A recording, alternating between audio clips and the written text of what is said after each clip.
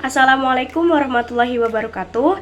Perkenalkan, nama saya Nadifa Rizky Widianisa dengan NPM 212154057 dari kelas belajar dan pembelajaran C. Video ini dibuat sebagai salah satu tugas ujian akhir semester mata kuliah belajar dan pembelajaran dengan dosen pengampu Profesor Dr. Wahidin, MPD. Pada video ini, saya akan menjelaskan secara singkat tentang teori behaviorisme.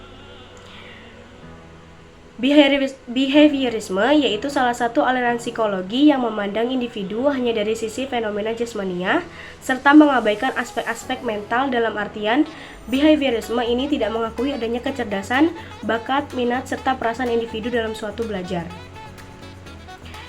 Menurut teori behavioristik, belajar merupakan perubahan tingkah laku sebagai akibat dari adanya interaksi antara stimulus dan respon.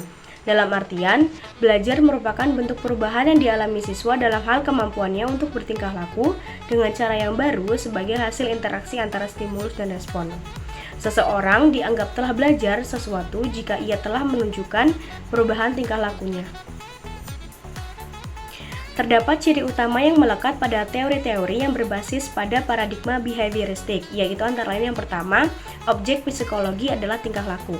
Artinya memandang objek psikologi bukanlah kesadaran tetapi tingkah laku. Yang kedua, semua bentuk-bentuk tingkah laku dikembalikan kepada refleks-refleks. Yang ketiga, behaviorisme tidak mengakui adanya potensi bawaan seperti bakat, sifat umum yang menurun, karena pendidikan dan lingkungan memegang kekuasaan penuh terhadap proses pembentukan perilaku individu. Pandangan belajar menurut teori behavioristik, belajar merupakan suatu proses perubahan dalam tingkah laku sebagai akibat dari interaksi antara stimulus dan respon. Belajar adalah perubahan yang dialami siswa dalam hal kemampuannya untuk bertingkah laku dengan cara yang baru sebagai hasil interaksi antara stimulus dan respon. Contoh, seorang anak mampu berhitung penjumlahan dan pengurangan.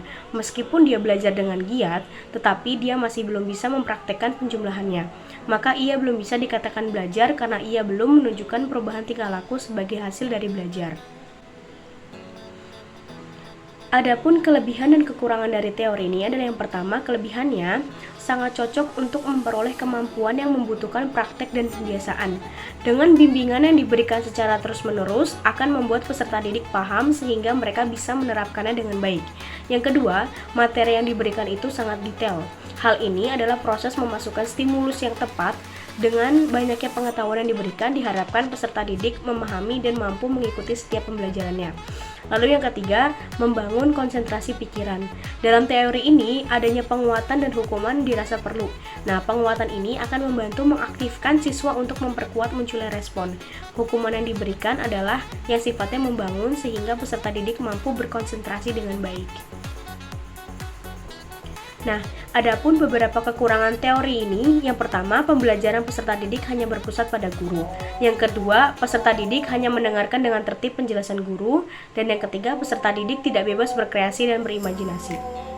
Mungkin itu saja penjelasan yang dapat saya sampaikan.